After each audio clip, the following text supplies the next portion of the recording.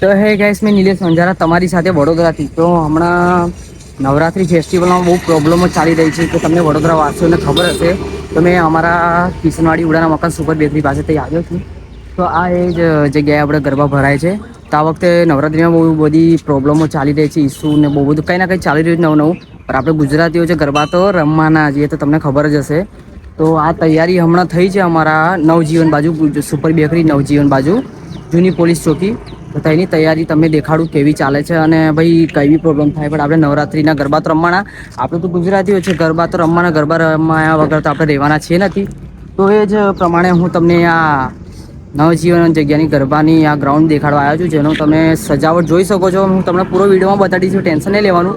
ફૂલ વિડીયોમાં તમે દેખો અને છેલ્લે લાઇક સબસ્ક્રાઈબ એ તો કરવાનું છે તમારે. અને કોમેન્ટમાં કરજો કે કોણ કોણ ગુજરાતી ગરબા રમવા 10 દિવસ એન્જોય કરવા જાય છે. તો આ તમને તૈયારી હું બતાવવાનો છું, તો જો મારી સાથે.